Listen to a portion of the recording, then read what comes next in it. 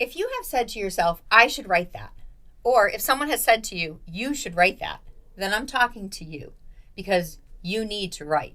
And that's why you're tuned in to yWrite.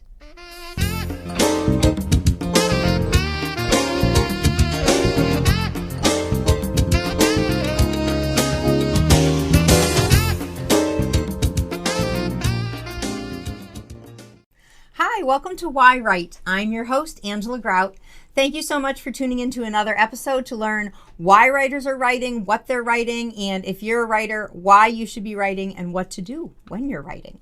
And today I have a very special episode that we're not talking about someone who's written a book. We're talking with someone who's going to tell us what to do after we've written a book, because so many people have that story to write, but there's a lot of people out there who have actually written the manuscripts and they don't know what to do with them next. They want to be an author, they want to be published, they want to be discovered. And we're going to talk today with Jan Kardys. And let me tell you, Jan is an enthusiastic publishing executive. She has over 35 years experience with diversified publishing agencies, including Macmillan and Doubleday and Scholastic and Prentice Hall, just to name a few. She is an expert in contracts and permissions and royalties, and she knows what it takes for an author to succeed. And this show is going to be filled with a lot of information, so I know you're going to want to tune in for the next 30 minutes, and you're going to want to be sharing this episode and subscribing to YouTube, and you're going to want to find out more information about Jan, because she is the president and literary agent of the Black Hawk Literary Agency, as well as Unicorn for Writers. You know, unicorns for writers. That's just so magical. She represents a diverse list of authors and illustrators, and she has negotiated trade publishing contracts for 6 publishers, and she is the chairman of the Unicorn Writers Conference. And her and I have had several conversations about having conferences. I host the yWrite conference every year on the first Saturday of November here in Agawam. And she has been doing for years the Unicorn Writers Conference. And, you know, it's very fun to compare notes with how conferences are run. She is from Redding, Connecticut, but she is live in the studio today. And I want to welcome Jan to the show. Thank you. Thank you, Jan. Thanks for coming in. This is so exciting to have you here. We met in a very universal serendipitous way where I saw that you were having a meetup group in Connecticut. Yes. And, you have all this information that you share on LinkedIn about what an author can do to, kind of build himself a platform to get, I don't want to use the word discovered, but to get a literary agent, to get published. And I was like, I want to go. So I contacted you and it worked out that I could attend that day. And, now it's the beginning of a beautiful friendship. Oh. Well, yes, I've done a lot. I've worked for 10 major publishers. Yeah. Macmillan for 10 years, Warner Books, Little Brown. I started out in editorial, then I worked for an art director and production director, and then I did sub-rights, which are ancillary rights. You have the hardcover book, and then you try to sell paperback rights or audio rights or ebook rights, foreign rights, St. Martin's Press. Which is like a foreign language sometimes, I think, to some like we write a book and we're like, we just want get a publishing contract. First you need to write your manuscript, and you need to learn about what are the publishing rules. Yeah. Like you have to put your name and title on every page of your manuscript. You need a page number.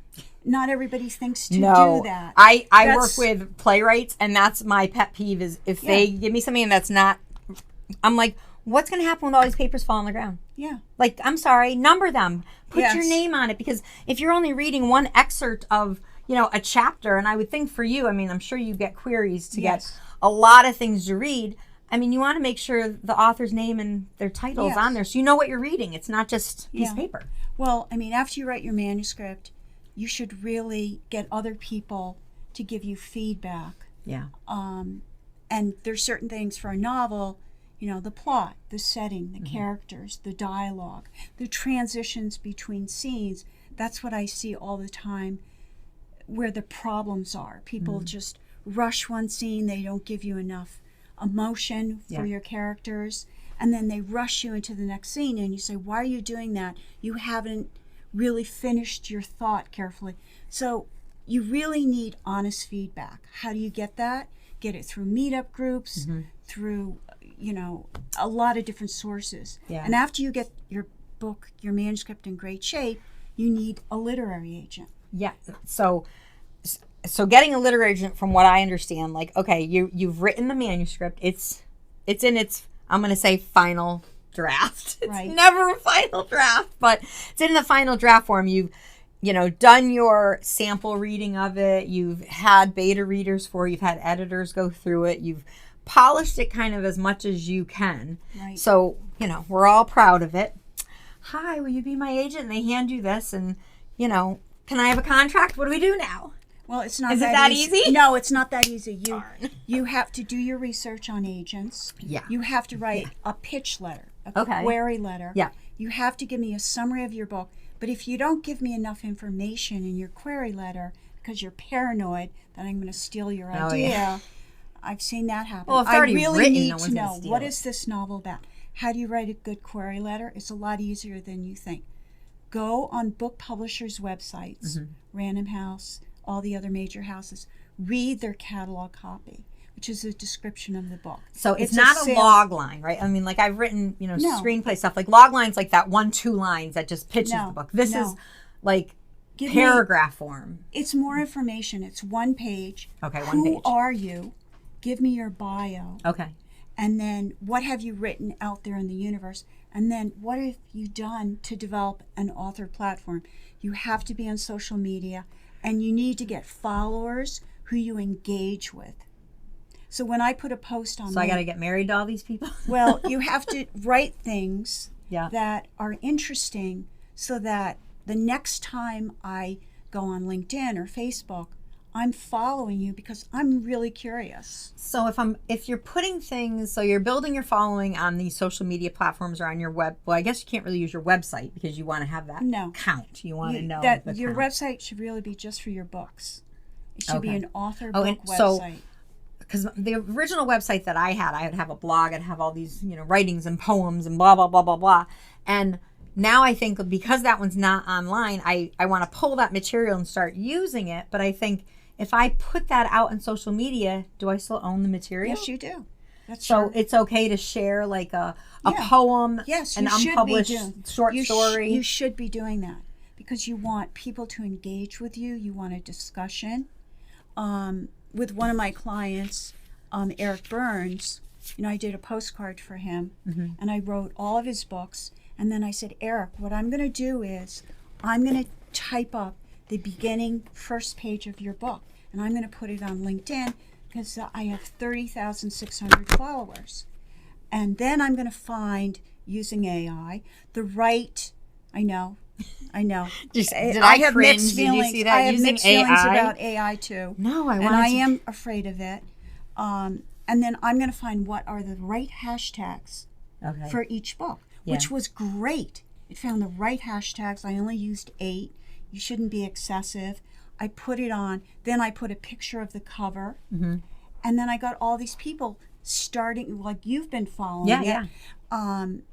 Some people will like it. Some people will write comments.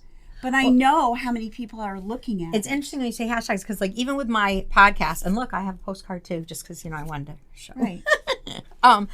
But like doing like for the podcast, like for this particular show, like I try and do those hashtags because you want it to come up in a search engine. Yes. So like obviously I'm going to put publisher, literary agent, but I want it to be even more detailed so that writers who are just like out there going how do I write a query letter? Right. This podcast comes up, or how do royalties work? This podcast comes up, and finding those hashtags, it can be hard to do. No, and it's not hard. It's a I little hate to say difficult this, for me. but it's really I'm looking true. for an intern to help me with that. No, you can use AI.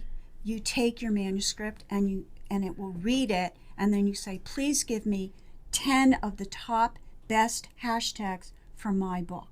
And it's amazing. It's doing the work for you.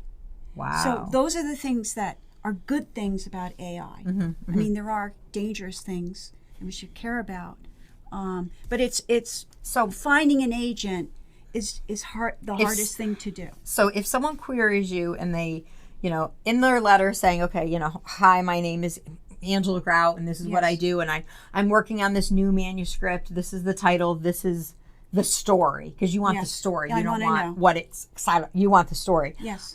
Here's the story. Do you need, like, I've seen some query letters where they want to know, like, for me to say, this is the audience I would be interested in, or these are the books. Well, you want, is that important? Yes, it is. Okay. Because when the agent pitches your book, let's say you write a book on, Mexican cookbook or organic gardening or herbs. Yeah. You better have researched all the other books out there on herb gardening or with herb recipes. You must know your competition. You must have read those books. Yeah. And then you compare your manuscript to all these other books that are published, and you say, wow, I forgot to put this in, or they didn't think of this idea. You really, especially with nonfiction, you have to get known if you write nonfiction before the book deal. That means you should have a YouTube channel. You need at least 250,000 followers. 200. A Please channel. subscribe, everybody. Tell all your friends to subscribe to the YouTube channel, to Apple, Amazon, whatever. Just subscribe to my shows here. Yeah, because agents and publishers, book publishers, when the editor goes into an editorial meeting with salespeople, marketing people, subrights people, finance, the editor has a few minutes to pitch a book, and then marketing people and salespeople, what are her numbers? What's her social media? Wow. I mean, yes, there are people that get published that don't have any social media. It's a different dating world, It's not. You get to know someone's personality, you fall in love with them, and then you're like, let me see your financials. Now I'll make a decision if I date you. When I started in publishing in 1976, it was just typewriters. Yeah. There were no cell phones, no internet. People lived on reviews. You could mail your manuscript to an agent. If the agent wanted it, the next day it could go to a publisher and an editor, and they would read it.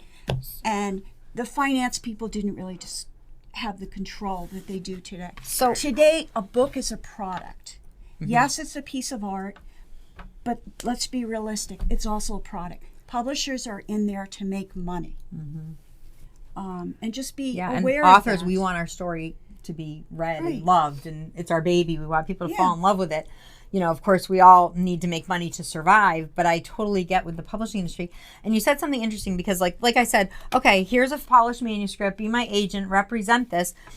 Obviously, I understand that representing it doesn't mean it gets represented to publishers, because you're going to try to sell the manuscript to a publisher, right? Which is kind of, an author could do that themselves, but we don't have the accessibility to all the publishers that you have, or know the market as well, which is why that's important. And if you do submit your manuscript to a book publisher, it's considered an unsolicited manuscript, and it will be thrown in the garbage.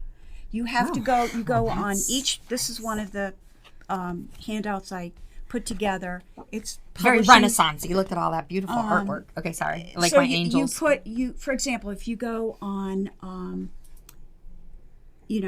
Simon & Schuster, Hachette's, or Random House's website, you'll look for submission guidelines. Okay. And it will tell you that we do not take unsolicited manuscripts. Find a literary agent.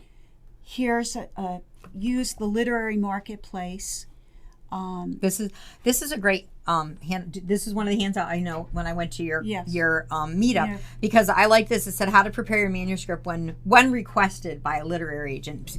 So if they're it just tells you like how it has to be typed. It has to be in Word document. Typing. Just like all the information you need is right there, and it's very simple. But I think a lot of authors, and even me, especially in the beginning, like going to these publishing houses to see, like, well, what do they require? What type print? What, font do they want it in? And I mean, in general, they all kind of want the same thing. Yeah. But you're still trying to double check all that because you're doing it on your own. But if you're working with a literary agent, then the literary agent's going to prepare you to have it how it should be done. The agent or does the agent do all that for you? No, you do it. We get your manuscript. We ask you in Word. And then we will give you editorial comments. If we have to do surgery on your manuscript, we're not going to take you on. Okay. Another thing you don't understand about agents is if we don't want your book, your manuscript, through a query letter, we'll just say, oh, I'm sorry, it's not right for my list. or I have other manuscripts competing authors. That's not really the honest truth. We're not going to sounds like a nice rejection. Because we don't have time to tell you what's wrong. So does that really mean it's terrible? It could mean, yes, it's terrible. And there are a lot of manuscripts that come in. I know that from my son, who's an agent at Trident Media Group. Which is a whole little side story here we'll share. Yes. Her son Mark was a guest on, I believe it's episode 7. I will make sure I put that in there. He's a literary agent from Trident Media. He came in on the show. We met. And when I met her, I mean, they don't have the same last name. Right. We're just talking. We went back and forth with a few emails. And literally after like the second email, I see on the bottom, she writes, mother of Mark Gottlieb. And I'm like dropping my pen going, wait a second. I go, Mark is your son? I go, he was on my show. And she's like, he was? So again, the universe just aligns you when the time is right. Because I'm thinking, really, of all the people I could meet, I meet his mother. Yes. Hello, Mom. So, it's interesting. So the whole publishing business has changed because of the internet and social media. Yeah. And there are more self-published authors today than there are traditionally published. Yeah, you were mentioning it to me that there's more self-published authors on Amazon than there are traditional publishers, which is like fascinating because I think the reason why people go self-publishing route is because their book gets out on the market faster. Right, and they make a big mistake. Yeah. And the mistake they made is if they spent the time polishing their manuscript, making sure it's in really great shape, the opening line is so important.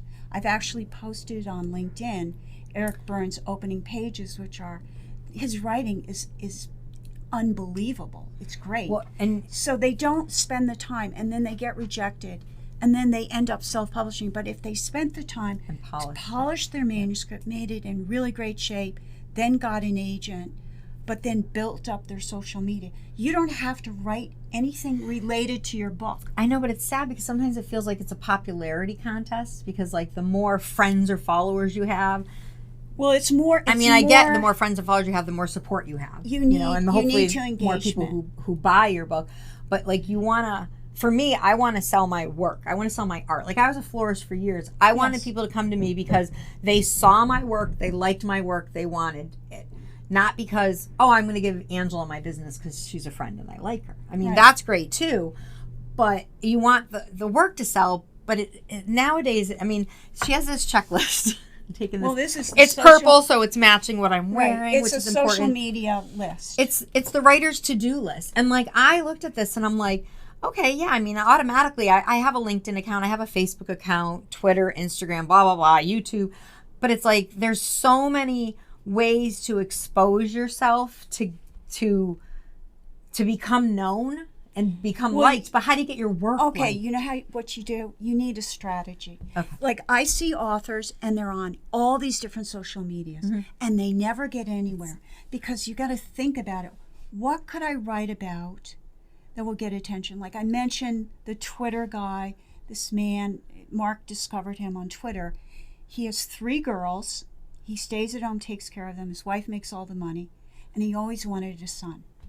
So he writes about the fun things he does with his girls are really, what boys he would do with a son. And it's funny. And he does it once a week.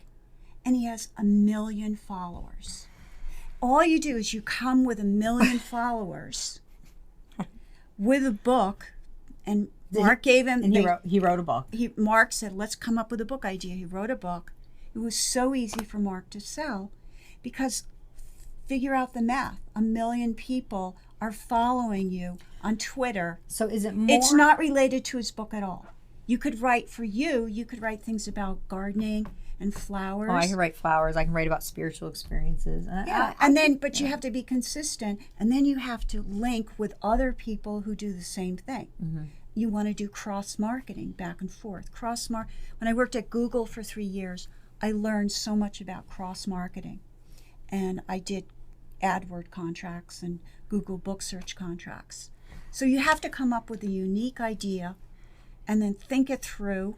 So and then this is all stuff the author has to do before getting a literary agent? Yes, because you're in competition with, if you knew the number of manuscripts an editor gets in every week, they're overwhelmed. It's so interesting because like so many people that I know who are authors, and especially because there's a lot of self-published authors, you know, they're trying to get their book discovered. They're out on social media marketing their book all the time, you know, every day.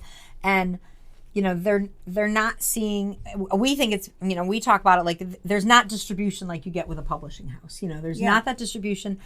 You can hire a publicist. I mean, I had Brandy Dredge on another episode, and you know, she hired a publicist. I think she spent like close to $10,000. Her book's doing really well, but you know, you're you know, you have to pay for things like that. But a lot of things you could do on your own if you're smart and creative and have a strategy. Well, and for me, I do like the organic, I do guerrilla marketing. That's what I call it, you know, because it's like, again, like, you know, doing my flowers, I would rather someone come to me and say, oh, you did my friend's wedding and I loved it. I want you to do my wedding. Okay, great. You know, but it's like, it's all word of mouth. It's all a slow growth process. It is. And, you know, for a writer who spends hours writing their manuscript, that's a whole nother job. I know it is. It's hard. It's like your brain has to be cut in half. The creative writer and then the marketer.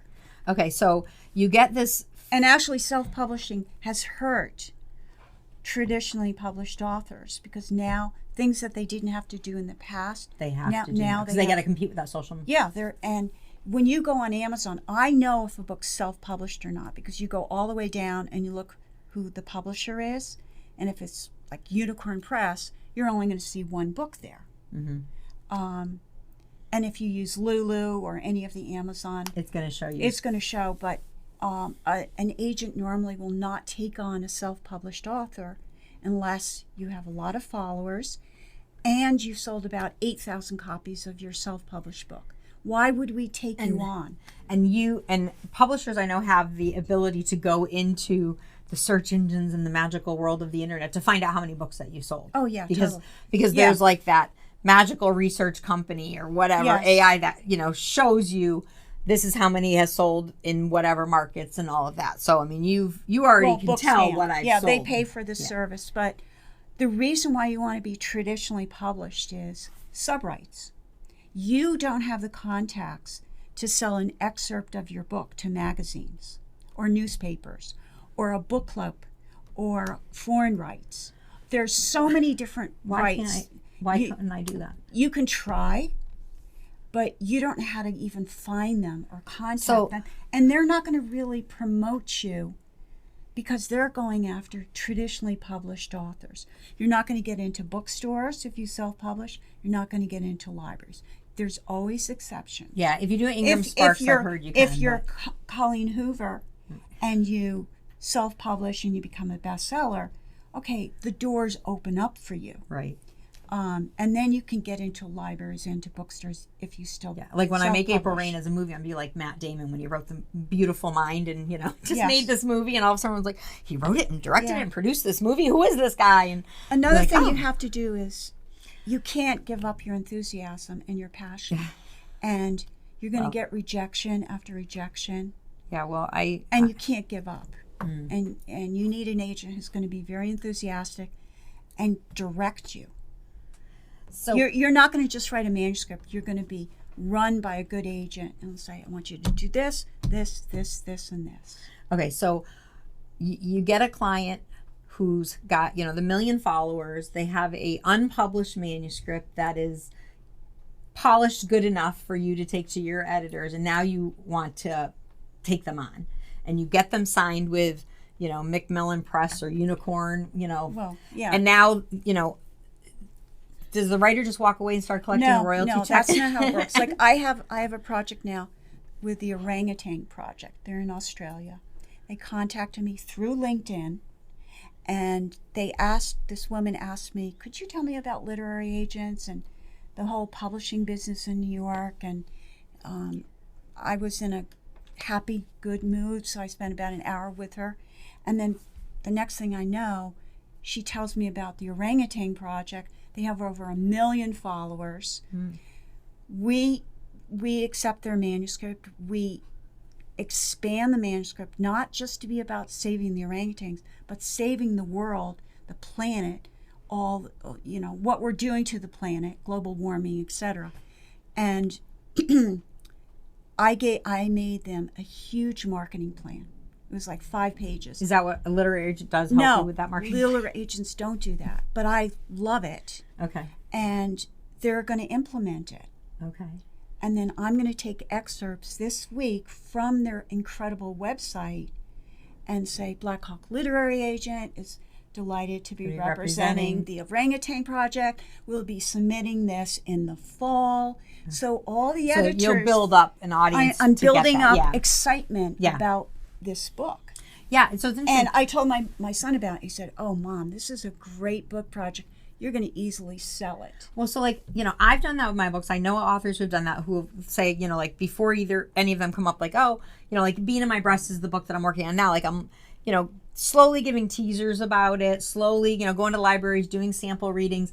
I've thought to put like a sample chapter out there, but then I get worried, like, is that considered published? No. Okay. You can give away. But again, 10%. I'm only giving it away to, the 100 or so followers I have, not the millions that are going to be after the show. Okay, well, what you can give away is 10% of your manuscript. Okay. Because in your publishing agreement, there's all sorts of restrictions that you don't even know about now.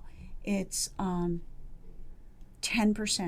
Okay. The agent will get you 15%. So after your book gets published, you can dole out different excerpts to help promote yourself. But you can't give more than that. So does the author, once they sign a contract and publishing agreement, it's not necessarily a publishing agreement, they still own the rights to their book. What you're giving is the copyright should be in your name. Mm-hmm. Okay, the publisher is going to register your book with the U.S. Copyright Office. They have to do it within 3 months of publication. What if I've already done that? What if an author's already done that? They're going to have to redo it because they probably are going to change your manuscript. Okay. At least 50%. They're going to do a new copyright and CIP data. What if an author assigns their ISBN number to their book? That's the big problem. So don't do that. First of all, if try first to traditionally publish. Okay. Before doing that stuff. Don't. You can register the copyright. Mm-hmm. Mark and I disagree on this. The only reason I tell you should do it is, what if you go into a coma or you go into the hospital and somebody steals your manuscript? By registering the copyright, you can now sue that person for punitive damages. Right, saying, okay, yeah. So your publisher is going to do so many things that you don't have to worry about. The design, the typeface, a beautiful cover. They're going to put you in their catalog. There's sales forces all over the United States for all the bookstores. They're going to get you on Amazon. They're going to give you instructions of what you have to write for your Amazon page. But subrights and special sales and premium sales, like when I worked at Google, I was in, the author group, in my free time. I brought in authors, and we would buy 2,000 books non-returnable. If you self-publish, it's much harder to be able to get. You wouldn't be able to get into Google. Yeah. Or any of the major companies. It's so really, do you see why you want to be traditionally published? I do see why. I know it relieves a little bit of pressure off the author, but not all of it. You're still in charge of your marketing and things like that. You don't have access to subrights, and there's so many different subrights. It's the distribution and trying to get it out there. Especially if you do nonfiction. There's a stream of income for years and years and years. So you want that. You want a book publisher handling that. Maybe I'll write nonfiction. Well, nonfiction is sort of easier to digest and come up with ancillary ideas related to your main book.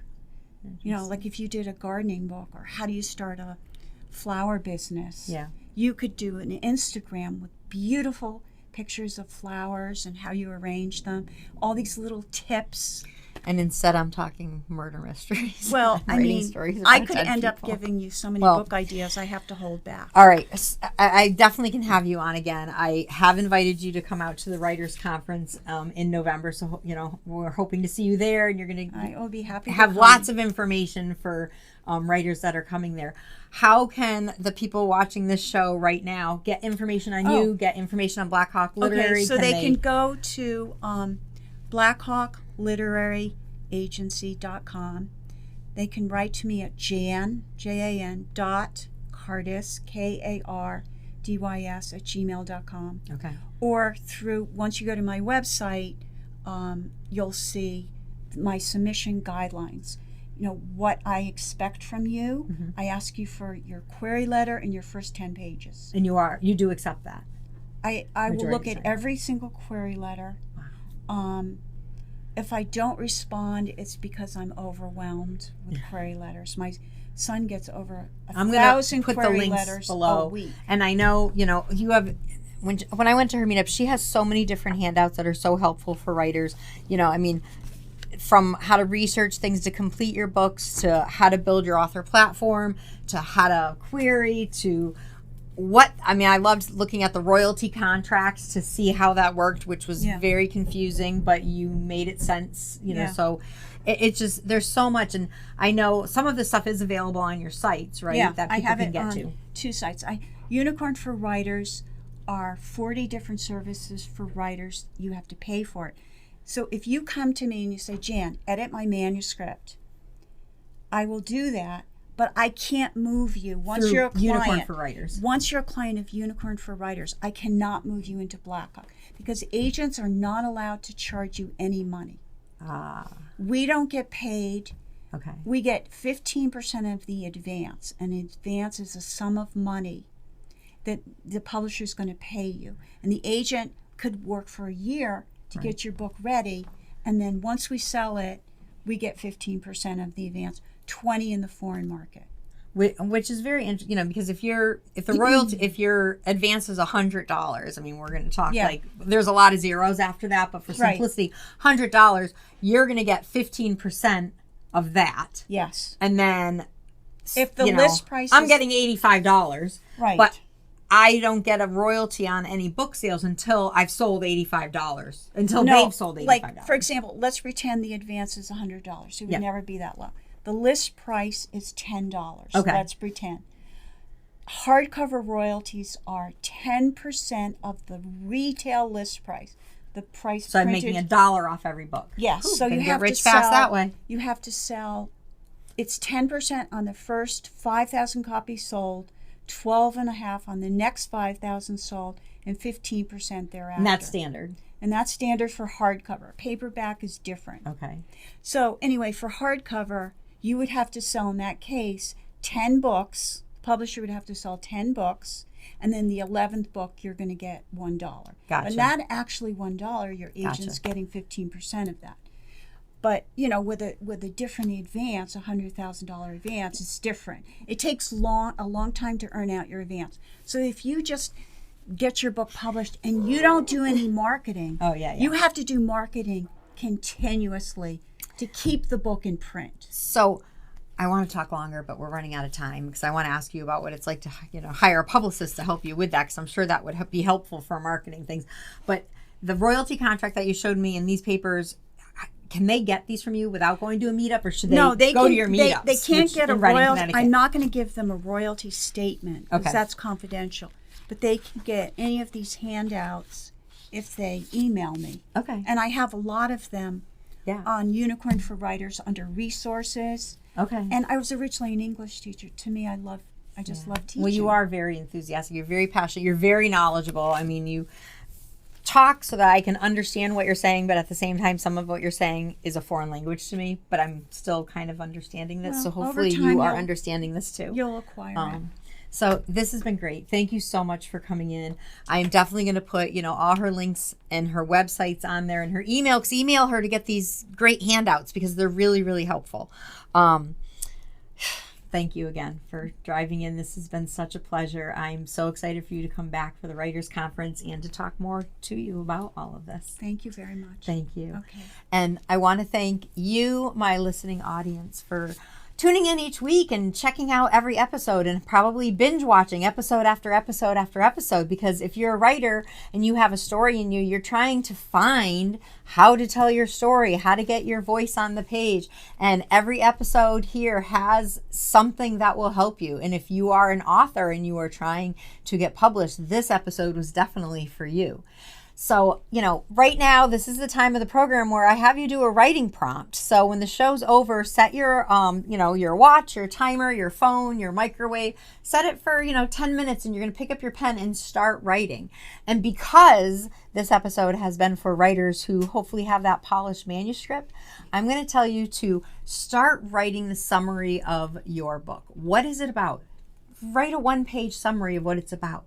And, if you have to take 20 minutes to do it, just get it out on the page as quickly as you can and as concise as you can so that you can start editing and polishing that summary to get ready for your query letter. And if you haven't finished polishing your manuscript, maybe this is the time you're going to start making your to-do list. Go to Jan's site, make your to-do list of what you need to do to get that script polished and to get yourself ready to query literary agents, including building your audience, which is what I'm doing here on yWrite. So hit subscribe at the YouTube channel. Please share with your friends. And thank you so much for tuning into yWrite. Thank you to Studio 954 for letting me have the opportunity to present this each week. And I just want to say have a great day, and I'll see you next time. Bye.